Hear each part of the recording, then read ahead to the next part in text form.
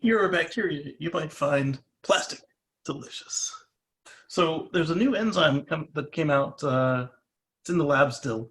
That they've determined will eat plastic bottles at 6 times the rate of the current enzymes that they have to break down plastic. And what's amazing about this is one, that it works, and two, that they extracted it from a naturally occurring bacteria rather than GMOing up something. So that was pretty cool to me. And it's still in the lab, but it has great promise. It was first discovered at a Japanese waste site in 2016, and they made their first commercial lab version in 2018, and they continue to work on it. Yeah, stories like that always remind me that when people say save the earth, it's not save the earth, because what we're doing is polluting the environment for us.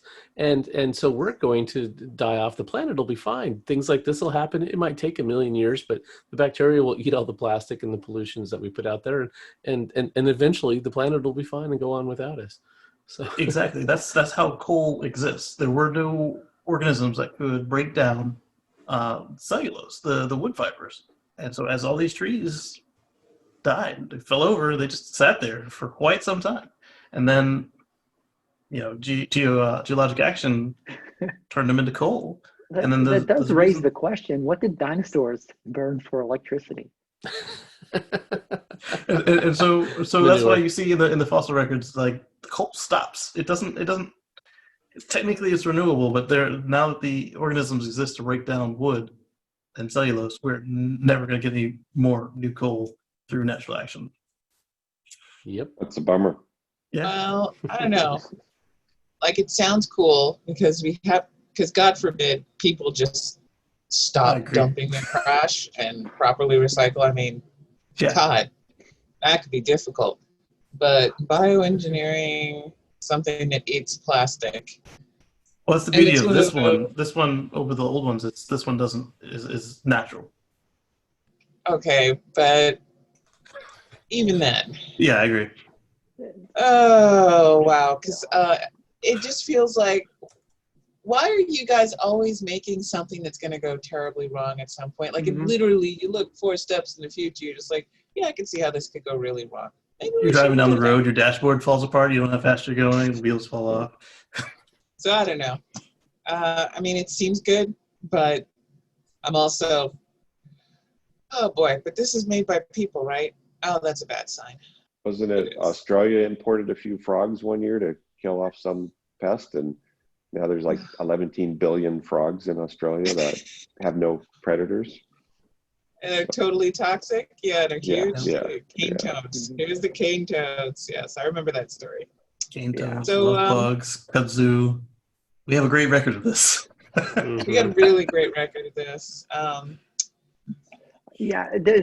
I did take that. There was what's going to happen when this escapes the lab, and oh my God, I hope there's a kill switch. But then there's also the other side, which is the fact that science has to work really hard to develop something to fix the fact that we're addicted to plastic and have been since like the 1950s. And so recycling was put in place to trick the environmentalists into thinking that we were doing something good, and to allow the the producers to just produce more plastic and then say, oh, well, don't worry about it, it's recyclable, you'll just be able to recycle it, so see, we're really not so bad. But then we end up with a world full of plastic. And the whole crying Indian, only Italian guy. The Italian guy, crying Indian, that was paid for by plastic manufacturers to put littering on the shoulders of the consumers, not the manufacturers who used to use glass bottles and now use plastic bottles, and people are throwing them away instead of recycling them. So they had an Italian guy act like an Indian to put the blame on the consumer. So now I'm seeing that we have this enzyme that's going to break down plastics and hopefully is going to remove a lot of plastic pollution. And I'm thinking that's great, until I realize there's going to be a plastic producer out there who says, this means we can make more, right? Because now you can recycle it better.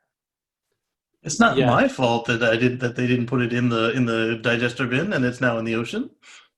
I mean, would they really have outlawed cigarettes if someone had just invented a better filter? That's basically what we're doing. If you can eliminate the side effect, then, or minimize the side effect, then it must be okay. Yeah, you bring up a good point. Those ad campaigns were trying to put the personal responsibility. It's all your fault for the way you do this. And to really solve a problem, you need both. You need individuals taking actions, and you need policies and governments that also have policies in place to reduce that, to have alternatives that are adequately funded, that aren't just paid off by lobbyists from major industries to allow them to continue to pollute. I remember in New York as a kid, we had the deposits on the glass bottle. So whenever we'd go to the grocery store with Grandma, we'd collect up all the bottles and shove them in the machine, get the quarters back, and old nickels. And I don't recall ever seeing anything like that for aluminum or plastic. Aluminum is inherently more recyclable on its own, but nobody They seems to did really come out want to with that. recycle plastic. They have those in New York, at least since the 90s, I think. So. Okay. Yeah, bottle bill. Oregon was the first, right here. Yeah. Yep, And it works. we do have it on our cans as well. Yeah, the reverse vending machines. You Yeah. Right. Mhm. Yes. put Those. the can in the machine and it spits out money. Yeah. That's I a mean, funny it'd way be to think of it. I mean, I don't know. I think partially the problem, I guess we're all talking here, is that we keep trying to create new ways to be lazy about really simple, basic tasks that only take a little bit of your effort, but we really don't like to give that effort even to things that we say are very important.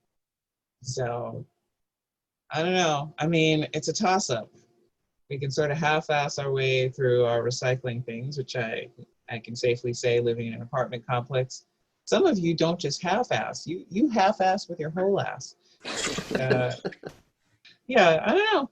We'll see what happens. I mean, it's a new development, and I'm intrigued by the science of them finally taking these plastic-eating enzymes and doing something with it.